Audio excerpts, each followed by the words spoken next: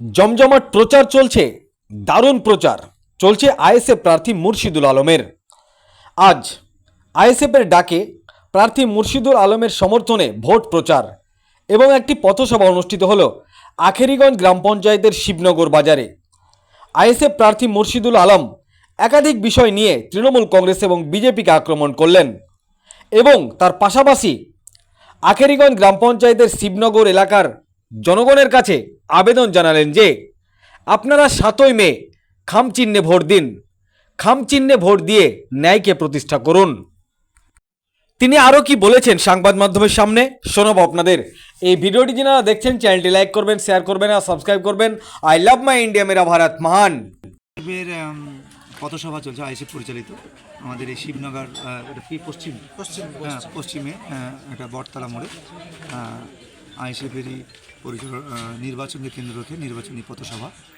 কেমন সাড়া পাচ্ছেন? মানুষ সাড়া দিচ্ছে, ভালোই সাড়া দিচ্ছে এবং আশ্বাসও দিচ্ছে যে আগামী দিনে এই ভববাংলা তথা পশ্চিমবঙ্গে আইএসএফ বিকল্প হচ্ছে। এই যে আমাদের আখরিগঞ্জ অঞ্চলে ঘুরছেন, কি কি সমস্যার সম্মুখীন হচ্ছে? কি সমস্যা নেই সেটা বলুন, কোন সমস্যার কথা বলবো? কি কি মানুষ তুলে ধরছে আপনার কাছে? কোন সমস্যার কথা বলবো বলুন? সবগুলো অন ক্যামেরা বলতে চাইছি, আপনাদের মাধ্যমে জানাতে চাইছি, এখানে যে জিনিসটা আমরা পান করে বেঁচে থাকি, জলের অপর নাম জীবন, সেই জলটাই তো পরিশুদ্ধ জল পাই না, আমরা পরিশুদ্ধ জল পাই না। এই এলাকাটা পুরো আর্সেনিক যুক্ত এলাকা। বিদায়ী সাংসদরা এবং বিদায়ী যারা এমএলএরা ছিলেন তারা কি করেছেন এই এলাকার জন্য আমার এখানে প্রশ্নতীত এবং আমার জিজ্ঞাসা যে এরা কি করেছে এলাকাবাসীর জন্য। আজকে চরে যেভাবে মানুষগুলো কষ্টের সহিত যেভাবে বসবাস করছে, যেটা ভাবা সত্যি অকল্পনীয়। এত কষ্টের মধ্যে বসবাস করে, যেখানে পানীয় জলের ব্যবস্থা নেই, যেখানে ইলেকট্রিসিটির ঠিকঠাক ব্যবস্থা নেই, যেখানে স্বাস্থ্যকেন্দ্র নেই, যেখানে একটা ভালো হায়ার সেকেন্ডারি বা মাধ্যমিক পর্যন্ত বিদ্যালয় নেই, সেই জায়গায় দাঁড়িয়ে সত্যি আফসোস লাগছে। আজকে ভাবতে পারছেন একটা উচ্চশিক্ষার জন্য এই এলাকায় একটা ডিগ্রি কলেজ নেই, যেটা মানুষ বারবার বলছে যে আমাদেরকে আজকে এই শিক্ষার অভাব, মানে দূর দূরান্তে যাওয়ার জন্য মেয়েদেরকে স্কুলে পাঠাতে পারছি না।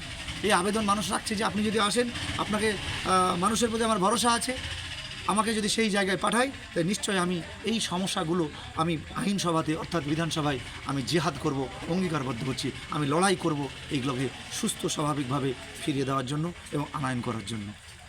এসে বিজেপির দালাল, এর বিস্তারিত বলুন।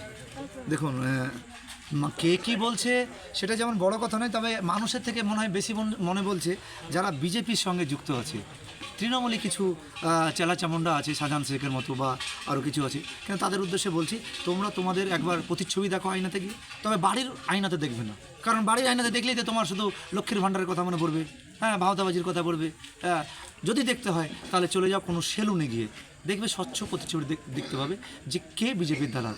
আজকে বলুন তো বিশ্বজিৎ দাস, আজকে বলুন আজকে কৃষ্ণকুমারী, আজকে বলুন কল্যাণী, তারা কার কার কী বলবো টিকিটে আজকে লোকসভায় লড়ছে, অথচ তারা রানিং বিধায়ক কার?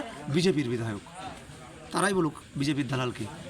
আর যারা বলতে চাইছে তাদের কাছে আমি আহ্বান জানাবো, আপনারা একবার প্রমাণ করে দিন যে আইএসএফ কোথায় বিজেপির দালাল। আসলে আইএসএফ হক কথা বলে, আইএসএফ অধিকারের কথা বলে, আইএসএফ স্বচ্ছতার কথা বলে, আইএসএফ মানুষের বঞ্চিতের, পিছিয়ে পড়ার এবং চাকরিহীনদের কথা বলে। তাই আইএসএফ সঠিক কথা বলার জন্য আইএসএফকে এরা উঠতে দিতে চাইছে না, কিন্তু এটা দমে থাকবে না। আগামী দিন আইএসএফ বাংলায় আসছে এবং বিকল্প হিসেবে মানুষ চাইছে। আমার যেটা মনে হচ্ছে মানুষ বিকল্প খুঁজছে, আর সেই বিকল্পটাই হবে ইন্ডিয়ান সেকুলার ফ্রন্ট। আইএসএফ এখানে জিতলে কি আমরা আখরিগঞ্জে পদ্মার ব্রিজ, যে নির্মূল চরের সাথে যোগাযোগের একটা ব্যবস্থা, সেটা কি দেখতে পাবো? সময় শেষ কথা বলবে, তবে যদি আমাদের সুযোগ দেয় লোকসভা প্রার্থী আমাদের হাবিব ভাই আছেন, ওনাকে যদি আমরা পার্লামেন্টে পাঠাতে পারি এবং আমি বিধানসভায় উপনির্বাচনের প্রার্থী হয়েছি, যদি মানুষ আমাকে সুযোগ দেয় তাহলে আমি বিধানসভায় গিয়ে আমি জিহাদ করব এইটাকে সুস্থভাবে, যাতে ব্রিজ এবং মানুষ সুস্থ পরিষেবা পায়, মানুষ যাতে সার্বিক উন্নয়নের কাজ করতে পারে। এবং আপনি যে কথাটা বললেন যে নির্মূল চরের সঙ্গে এই পারে যে জনসংযোগ, এটা যে ব্রিজের মাধ্যমে করা যায় তার আমরা চেষ্টা করব এবং অঙ্গীকারবদ্ধ হচ্ছি সুযোগ পেলে পার্লামেন্ট এবং আইনসভায় আমরা টেবিল চাপড়ে সেটাকে পাশ করে নিয়ে আসব। যুবকদের একটা উপচে পড়া ভিড় হচ্ছে আইএসএফের সভায়, এর কারণটা কি? কারণ একটাই, আজকে বেকার যুবকদের দিশা দেখাতে পারছে না রাজ্য সরকার। আজকে চাকরি সব থেকে বড় স্ক্যাম, রিক্রুটমেন্ট স্ক্যাম। আজকে বেকার ছেলেমেয়েরা বিএ এমএড পাস করে আজকে বিভিন্ন ভিন রাজ্যে চলে যাচ্ছে কাজে, রাজমিস্ত্রির কাজে চলে যাচ্ছে। আজকে আজকে ভাবতে পারেন যারা দিশাহীন পড়ে গেছে, দিশাহীন হয়ে পড়ে গিয়ে তারা ইয়াংদের আইকন হিসাবে নওশাদ সিদ্দিকী তাকে সামনে রেখে আইএসএফকে তারা ঝুঁকতে চাইছে এবং তারা ভাবছে যে একমাত্র যুবকদের যদি বিকল্প হয়, যুবকদের যদি দুঃখের কথা বলে, যন্ত্রণার কথা বলে এবং বেকার যুবক যুবতীদের যদি একটা দিশা দেখাতে পারে, একমাত্র আইএসএফই দেখাতে পারবে। এটা আমি দৃঢ় বিশ্বাসী এবং আমি নিশ্চিত 100%। কি মনে হচ্ছে 2026-এ কি পরিবর্তন হতে চলেছে? দেখুন 26 তো আসতে অনেক দেরি, সময় শেষ কথা বলবে। তবে 24-এ একটা কিন্তু আমরা পরিবর্তন দেখতে পাচ্ছি, মানুষ কিন্তু রায় দিচ্ছে, আমাদের পক্ষে দেবে এ ভরসা আশা আছে। জিত নিয়ে কতটা আশাবাদী? এটাও সময় শেষ কথা বলবো, কারণ মানুষের রায়ের উপর বিশ্বাসী করি আমরা। তো আর লুটপাটের বিশ্বাসী নই, আমরা বাঁট বাহিনী নিয়ে, গুলি বারুদ নিয়ে, বন্দুক নিয়ে আমরা তো রাজনীতি করি না। আমরা মানুষের আস্থার ওপর, মানুষের নির্বাচনে, মানুষের মতের আস্থার ওপর আমরা বিশ্বাসী করি। Government is by the people, of the people, for the people যেমন বিশ্বাস করি, তেমনি জনগণের প্রতি আমারও বিশ্বাস আছে। মানুষের যে চিন্তা ভাবনা, মানুষের যে অধিকার, মানুষের যে গণতান্ত্রিক অধিকার, সেই অধিকারের উপর আমার বিশ্বাস আছে।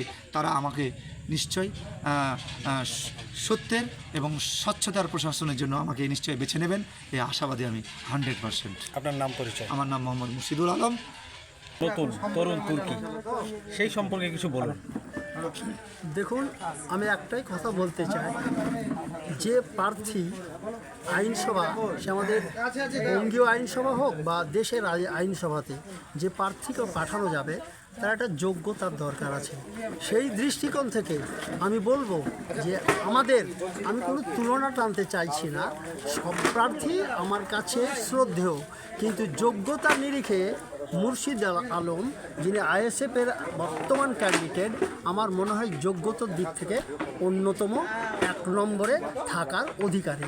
কারণ তার বক্তব্য, তার বিভিন্ন কিছু ভাবনা, তার চেতনা যেভাবে মানুষের কাছে প্রকাশ করছে, এই চেতনাটার রিফ্লেকশন যদি যথার্থভাবে আইনসভাতে মানে প্রকাশ করতে পারে, যে 3 জন মানে বিধানসভার ক্যান্ডিডেট আছে, তার মধ্যে অন্যতম 1 নম্বর ক্যান্ডিডেট তরুণ তুর্কি আমাদের মুর্শিদুল আলম, তাতে কোনো সন্দেহ নাই, এটা আমার বিশ্বাস। কি মনে হচ্ছে, মানে কি ভাবছেন আপনারা? অ্যাকচুয়ালি বলতে কি, মাত্র 3 বছরে আমাদের আইএসএফ দলটা তৈরি হয়েছে, আর তার উপর আমরাও খুব অল্প দিন হলো আইএসএফের বিভিন্ন দর্শনের উপর বিশ্বাস করে, ভাইজানের দর্শনের উপর বিশ্বাস করে এখানে এসেছি।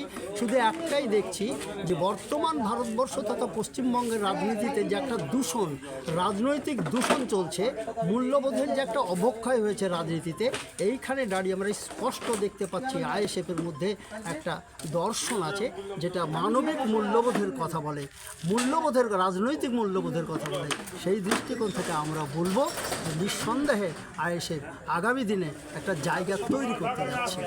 আপনার নাম পরিচয়? আমার নাম হচ্ছে আবু তাহের, আমি একজন আইএসএফ